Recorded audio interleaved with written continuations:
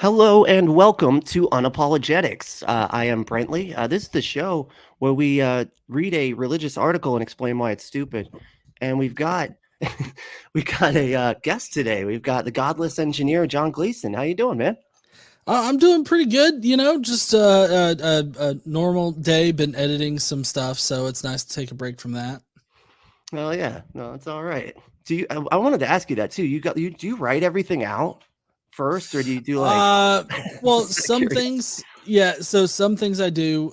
Some of the more complicated topics that I have to speak very specifically about.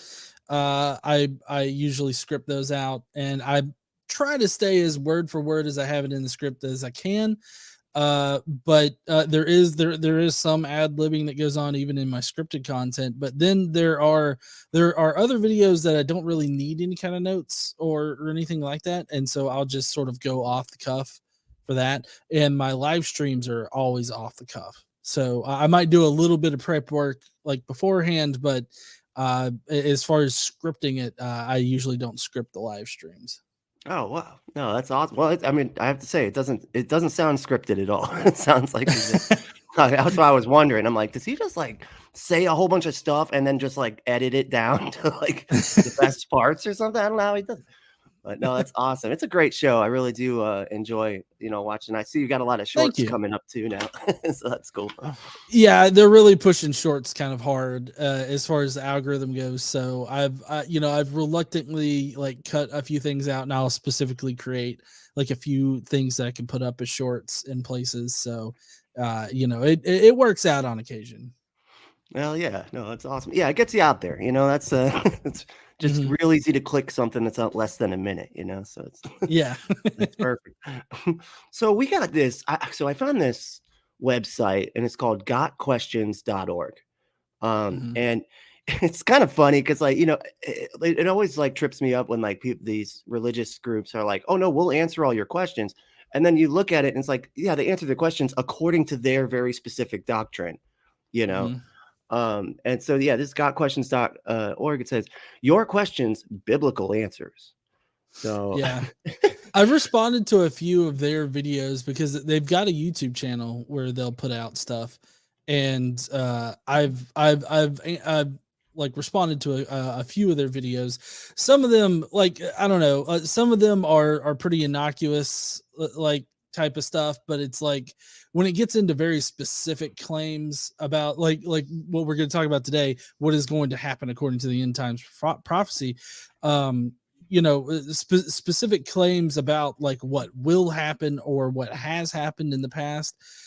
Typically those are the ones that really have something that I have something to say about, but a lot of their questions are like what's the theology of Christianity about this particular point kind of thing. right. Yeah. Okay. But it seems like it's an evangelical. Is that correct? You think? Yeah. Just straight up? Okay. Yeah. Because I was looking at it and it starts out. So the first line here is the Bible has a lot to say about the end times. Nearly every book of the Bible contains prophecy. What is that? That's not right. Like, Well, yeah, so this kind of gets into the idea of pesherim, like creating peshers, and basically what that is when you take Old Testament like various verses from the Old Testament and you kind of put them together with new allegorical understandings in order to reveal something either in the future or about something to come or something like that, or to give you information because they feel like in the scriptures there's information that's like sort of coded into like what's being said, and so they have to reinterpret it in different ways in order to understand what's either currently happening or what they think will happen. And so that I feel like that's kind of what this is alluding to without using the technical term for it, and that's creating a pesher. oh wow, I'd never heard that term before. That's awesome. Mhm. That's yeah. I remember my dad. He was like super into prophecy. Taught like a class on it and everything. And Mhm.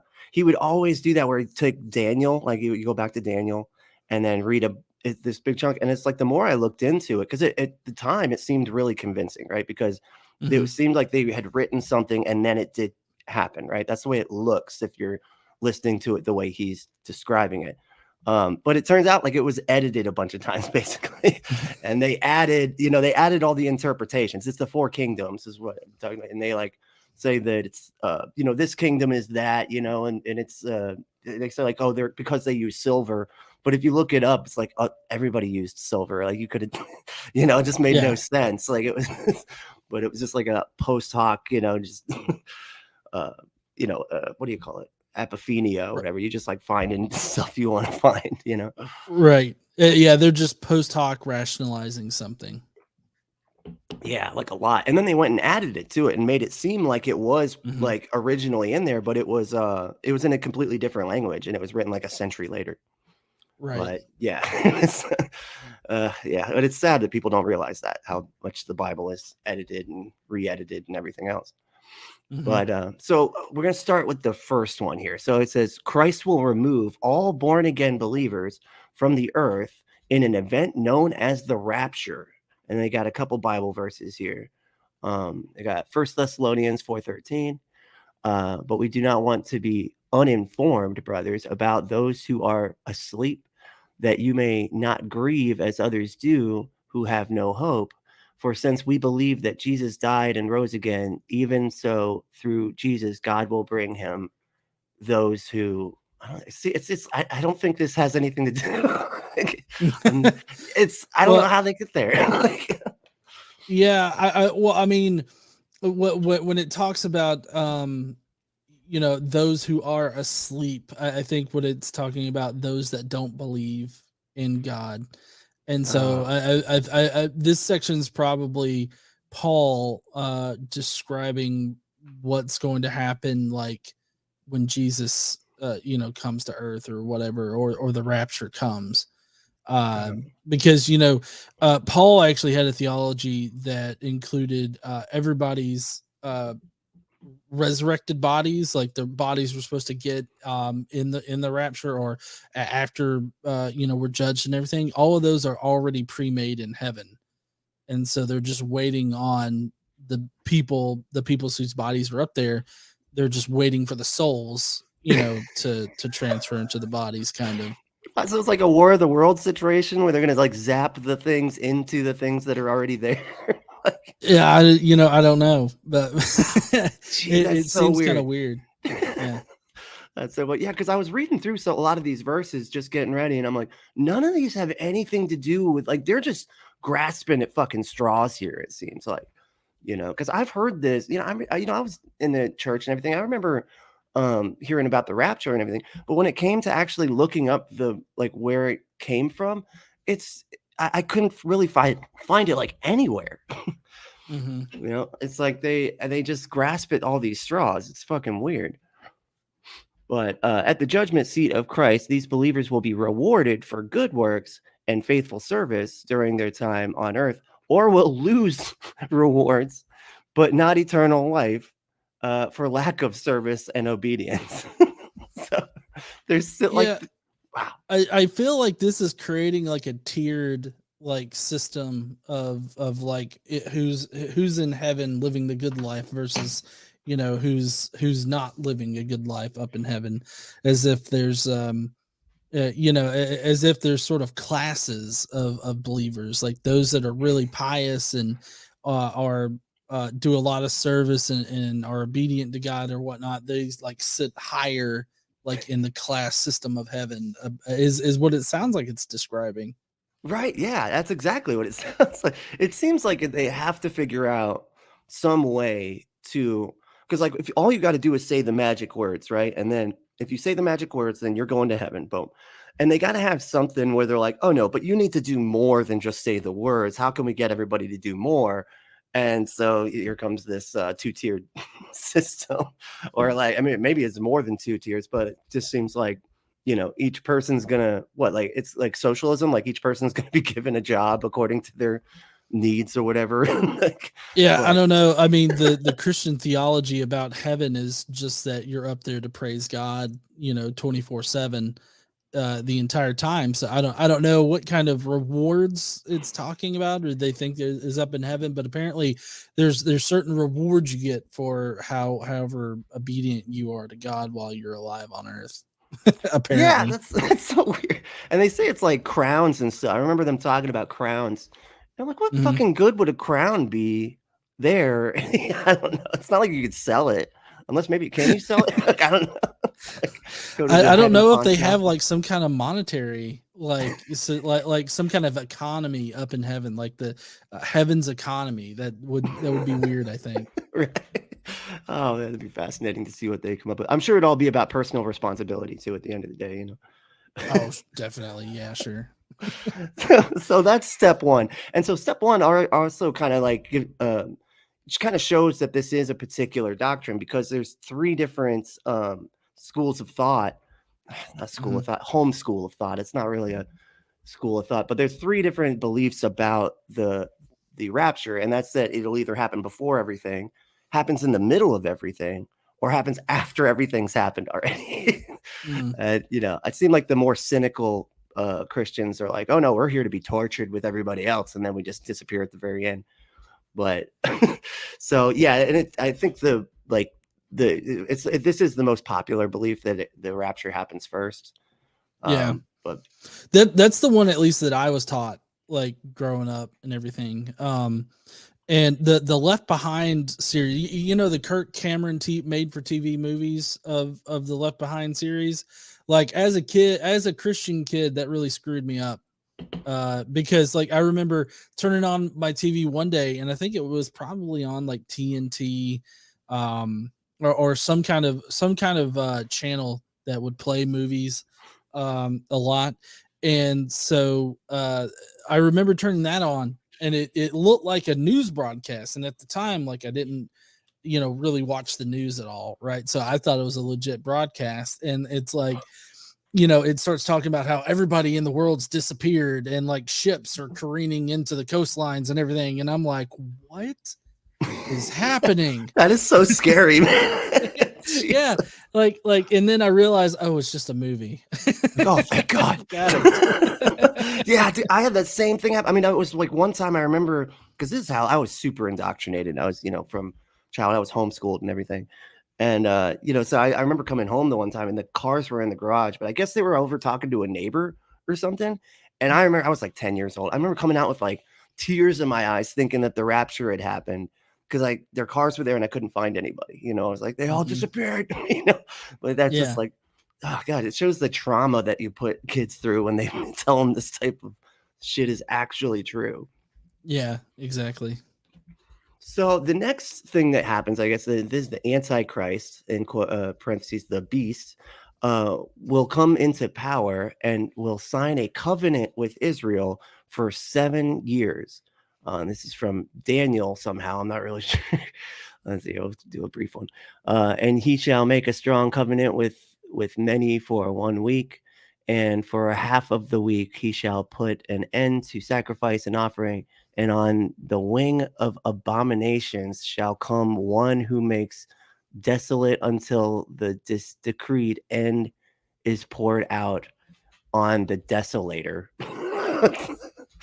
I don't Yeah. understand any of So, that. well, yeah. So, I mean, this is an example of the Pesher thing that I was talking about earlier, because obviously Daniel was written in a certain time and was meant to like predict certain things, or not really predict. It's like in the original context of Daniel, like the story of Daniel, it's meant to predict something that was about to immediately happen.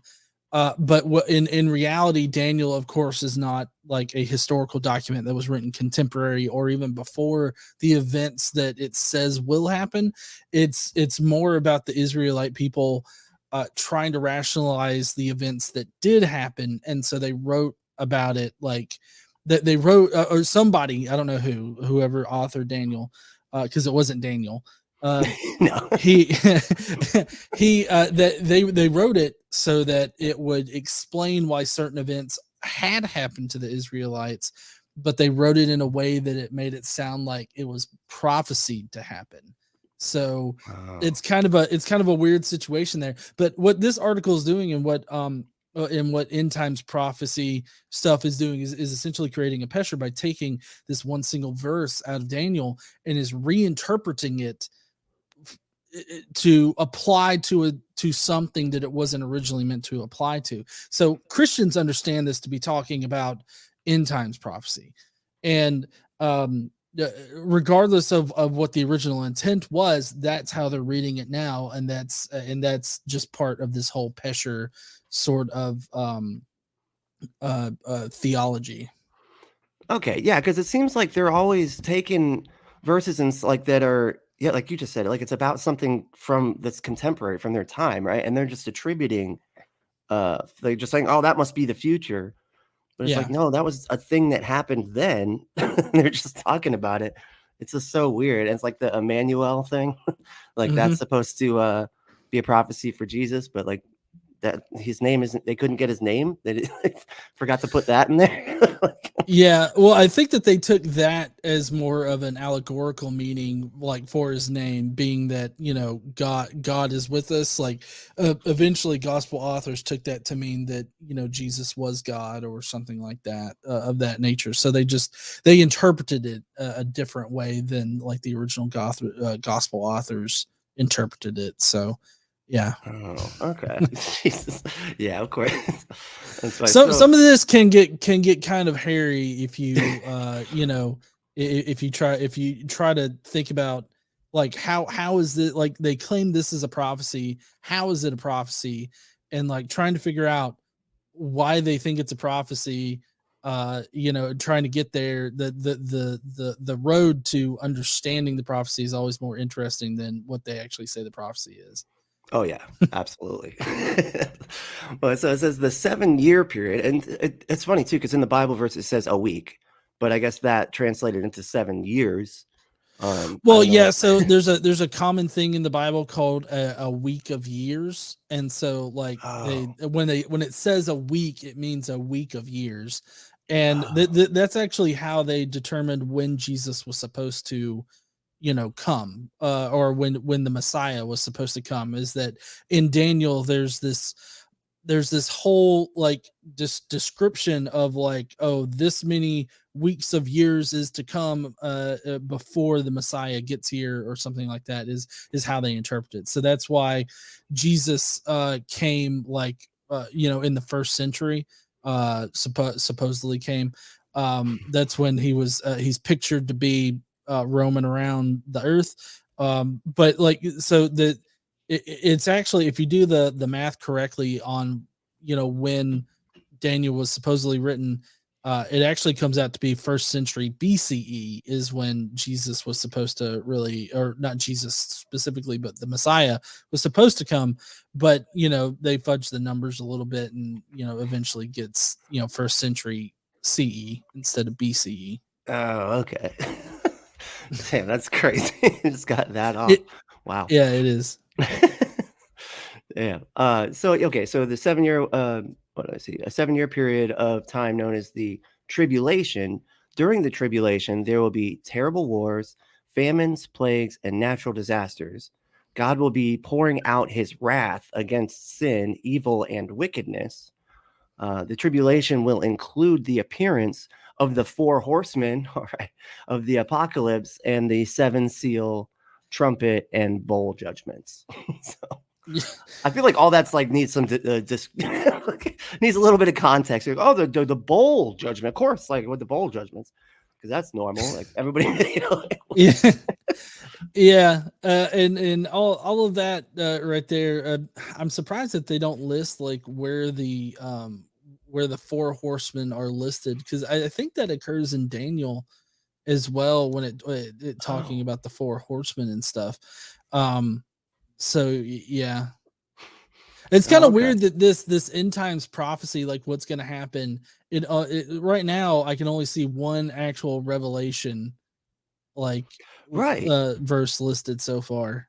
yeah. That's crazy to me. It just that's all I'm saying. They're taking more stuff out of like other places, talking about completely different things, and then saying that it's prophecy. This is prophetic or whatever. I Hmm. swear they're doing that more than anything. It's crazy.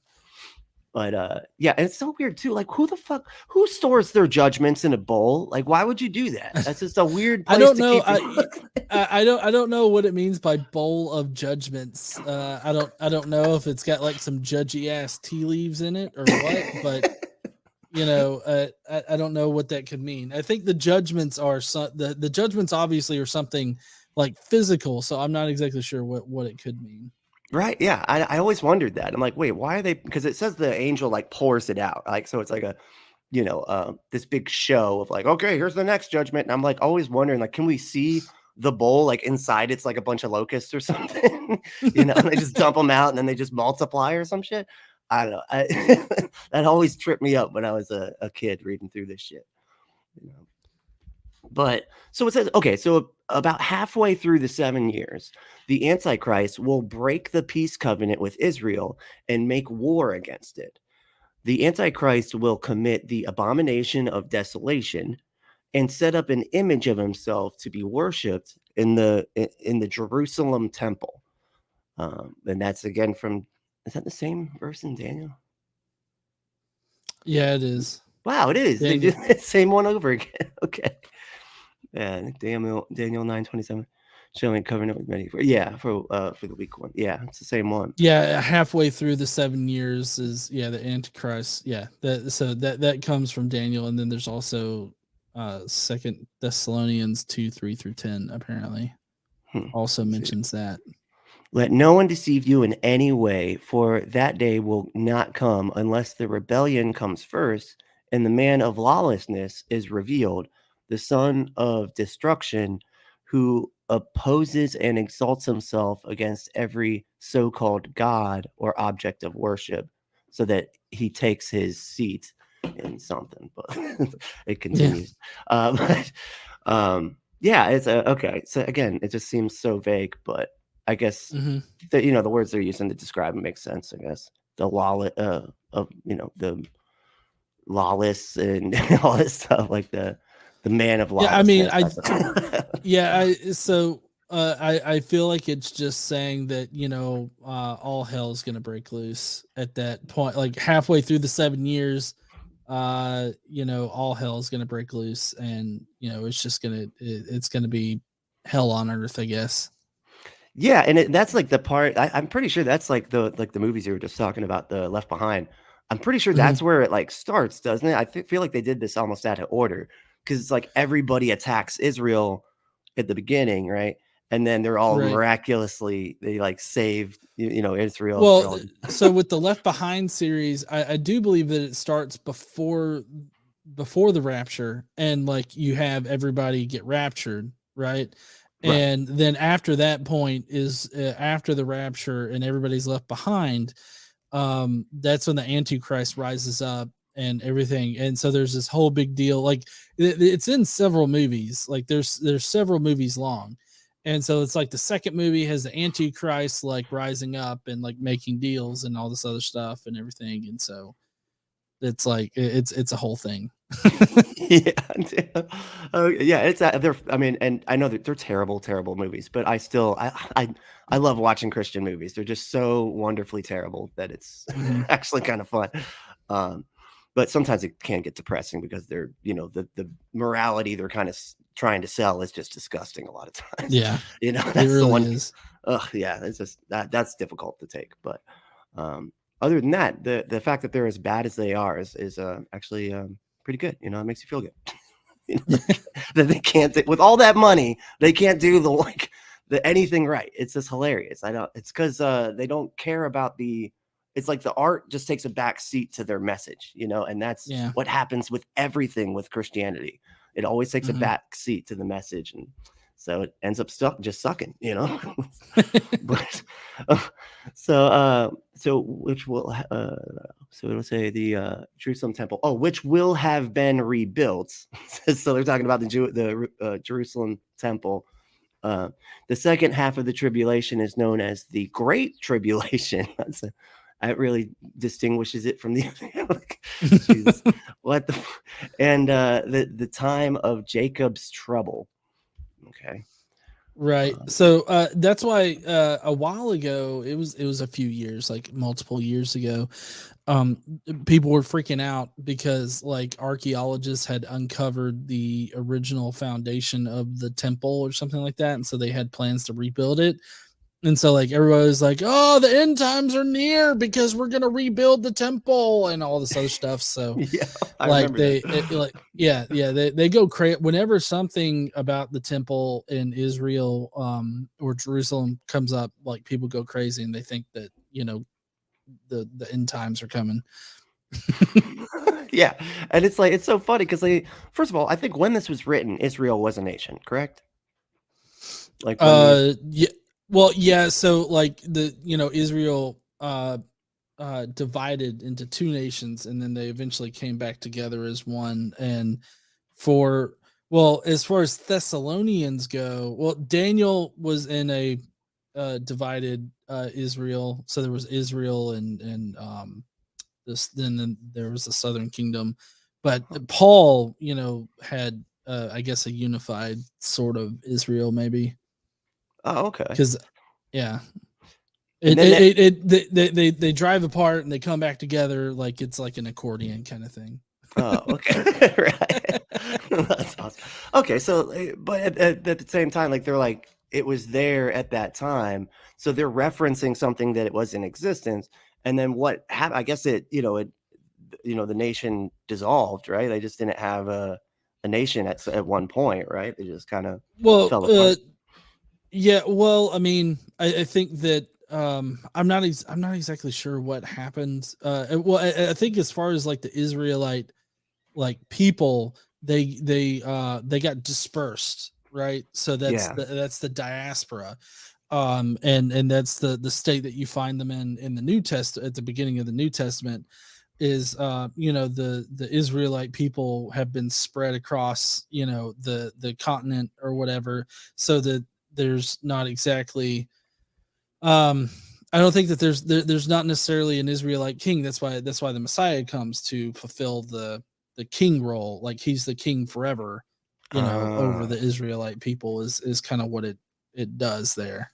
okay.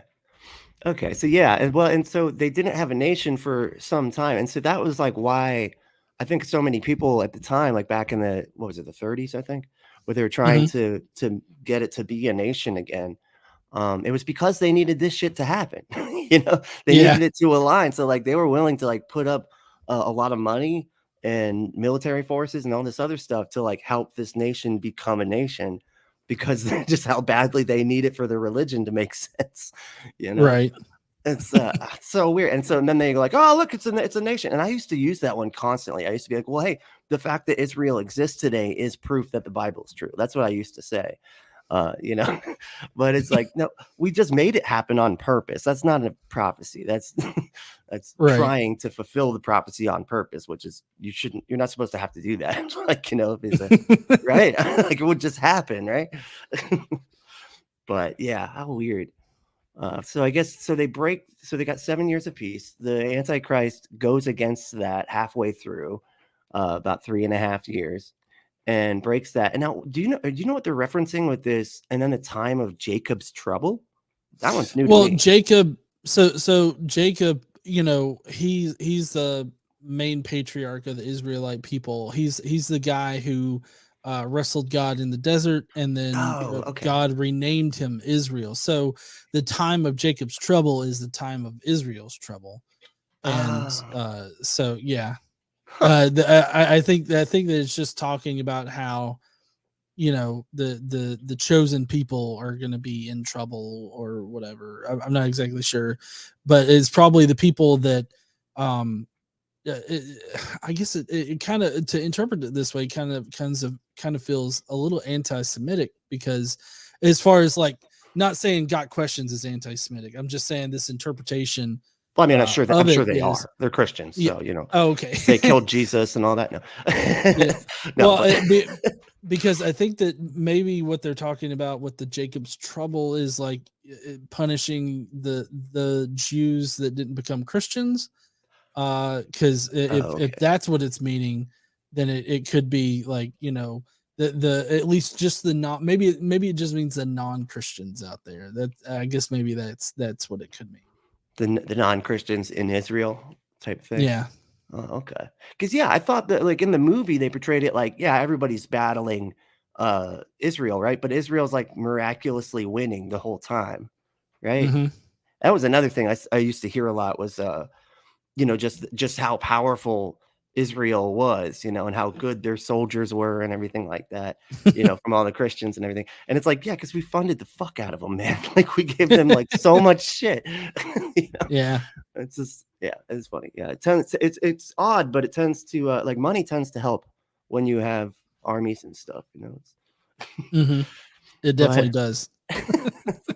so this gets down to the end of the tribulation. The Antichrist will launch a final attack on Jerusalem, culminating in the Battle of Armageddon. Jesus Christ will return, destroy the Antichrist and his armies, and cast them into the lake of fire. Now, normally in any like good narrative, that would be the end of them. Hmm. That's when the bad guys would lose. But then Christ will then bind Satan in the abyss for 1,000 years, and he will rule his earthly kingdom for this 1,000-year period. And at the end of the 1,000 years, Satan will be released, defeated again, cast back into the lake of fire, which apparently does nothing. And for eternity. It's like, what the like, I could just picture him getting thrown into the lake of fire, and be like, "Oh no, wait, oh, actually, my feet touch. This actually isn't that bad. Is this Yeah. just for looks? What is it? I mean, it's really just a big hot tub. I don't know what you guys are like freaking out about here. Where did you guys It's think I came great. from?" Yeah. I'm just kidding. I can just crawl right out of here and like, okay, shit, bring out the abyss. Get the abyss. We got to get this guy. You got 1,000 years, buddy. All right. Like, Jesus, how weird. Like, who wrote this? Like, why? Like, I would it's just like, just for narrative. It definitely sounds like a really, really bad like plot to a Christian B movie or D movie or something. I don't know, but Yeah. because I mean, it's like Jesus will come back and defeat the Antichrist and throw his armies into the lake of fire, Yeah. but he's not going to actually do that to Satan. He's just going to bind Satan and throw him into the what's that Superman zone? Oh, the prison thing or the Yeah, damn, what was that? A little piece of glass. the prison dimension. Yeah.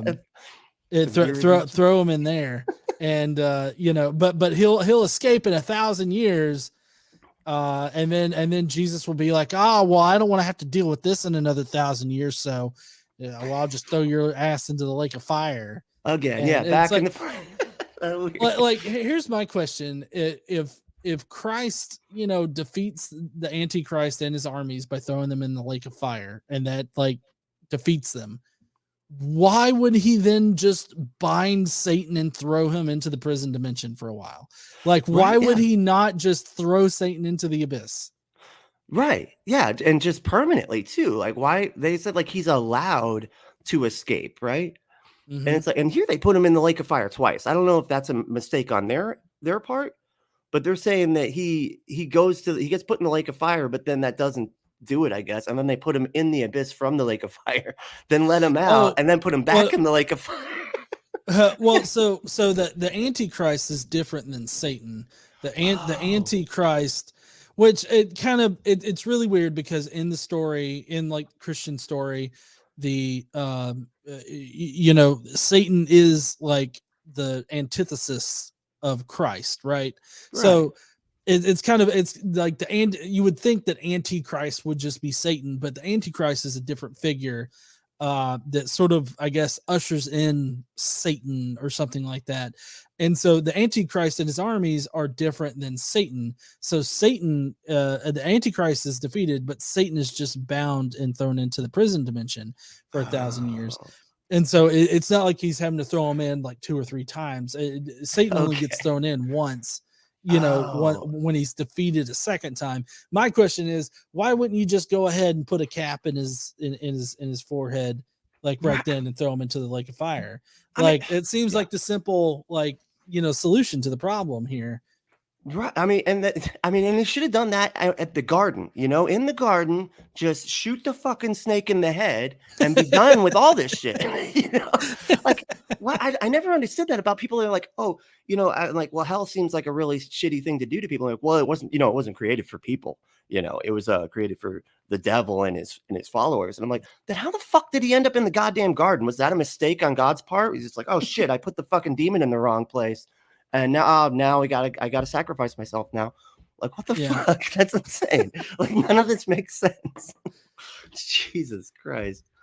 But yeah, so in the at the end of the 1,000 years, Satan will be released, defeated again, and then cast into the lake of fire. Oh, this is something I wanted to bring up real quick, and I think they left this out. As far as I understood it, the doctrine was that when there at some point in here, the Antichrist gets murdered, right? He gets like killed, Mhm.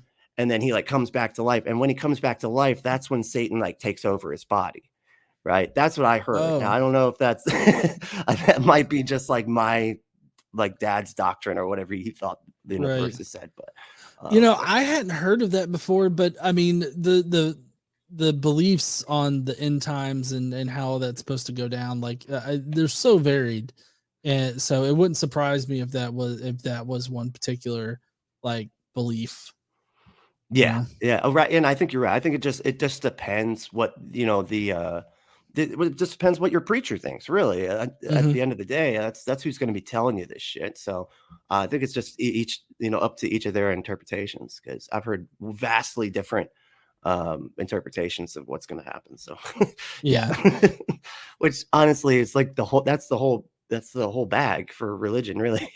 Is just you get to have whatever you want. It all gets to be true, whatever you like, buddy. The world's your fucking oyster. Like, you know, but so yeah, at the so this is weird too. Then Christ judges all unbelievers at the great white throne judgment, which is kind of weird. It's like he sets up a giant throne to then do like his judgment with, Yeah, and and he then tosses all of them into the lake of fire. which I didn't even have to do the judgment part. Just like, okay, you a Christian? No, okay, go. That's it. It's like, but Christ will then usher in a new heaven and new earth and the new Jerusalem and eternal dwelling place of believers. There will be no more sin, sorrow, or death. And that's the one there's like three from Revelation here. That's it. Right. It's like that one Well, there. yeah. So that it's kind of weird how they pay, because this is the reason why a lot of Christians think that there will be that there's no reason for climate change to be real, and so there's no reason to try to fix anything that's wrong with the climate, because obviously there's going to be an end times and God's going to bring them a new heaven and new earth and everything like that. So they think, well, what's the point? It's either that or they think that humans don't have the ability to affect the environment, which is really stupid. Um but yeah, this whole idea of a new heaven, new earth, and all this other stuff, because I feel like this could just continue on forever, because it's like, oh, new heaven, new earth, and the humans are going to get there and then they're just going to fuck it up again, you know and it's Right. just he's gonna be like, well, I'm gonna have to build a new heaven and a new earth. And it's like, which iteration are we fucking on at this point in this Jesus, yeah. particular theology? That's so funny. You're right, too. And that was funny too, because that used to be my thing. I used to be, well, God's gonna destroy the whole planet anyway, really. So why do we don't have to worry about it. It doesn't matter. It Yeah. doesn't matter. This is all just part of the Bible, It talks about when they talk about like birthing pains, I think they like it was Yeah. like her like a woman that's like in pain, and that's like what's happening to the earth right now, because I Right. guess they're gonna Well, give birth to and Satan. Or what? I don't yeah. know. We don't. Well, and if you'll notice, them saying that there will be no more sin, sorrow, or death, this is they blame sin on the free will of man, and so that's basically telling you that you're not going to have any free will. Like, you don't have free will in heaven. And that's kind of amazing to me, because they talk about how God is so loving and kind and everything like that, that he's so loving that he gives us free will to disobey him. But it's like, when all of this comes to fruition, God's just like, you know what, I'm not loving no more. Nope, don't give a shit. Right. Y'all, Yeah. y'all are just my little robots. Yes. It's exactly the whole thing they said the whole point of faith is, so that we're not Mhm. robots. But it turns out we just end up being robots in the end because, that's the reason that hurricanes don't happen in heaven is because, the free will causes hurricanes. I guess. I don't know. Obviously. Well, It's got to, that right? and butt fucking. That's right. The hurricanes are from the fucking I forgot. It's its own type of butterfly effect, It's Yeah. well, John, thank you so much for coming on, man. This was so much fun. Um, Yeah, no, thank you for having me. I really enjoyed kind of going through this and because I used to believe in all of this stuff too. Maybe not as much as some people, but I definitely did believe like in end times and rapture and all that kind of stuff. So it's nice to, kind of go through what I used to believe and sort of laugh at how ridiculous like my beliefs were at one point. It's kind of cathartic. yeah, and honestly, that's why I do this. It just makes me feel a lot better. I feel like I'm taking back a part of me, you know what I mean? And the laughing and stuff actually really does help to kind of, Yeah. it really Well, does. yeah. Thank you so much for having me on. This was great. I love this. Maybe I can come on again sometime soon and do another article with you. Hell yeah, man, anytime. Yeah, and everybody go check out the Godless Engineer if you haven't. I'm sure you already have, but go do it more, and become a patron. Definitely. I could really use the help. Hell yeah. That's awesome. Well, thanks again, man. And yeah, so we have this weird sign off that we do Mhm. where I say who we're gonna say fuck off to, and then we both say fuck off together. Okay. Okay. All So right. what do we say to the haters, discriminators, and masturbators shamers? Fuck Fuck off. off. Perfect. Wow, that was like the best one I've gotten so far. Yeah. As far as timing goes, yeah.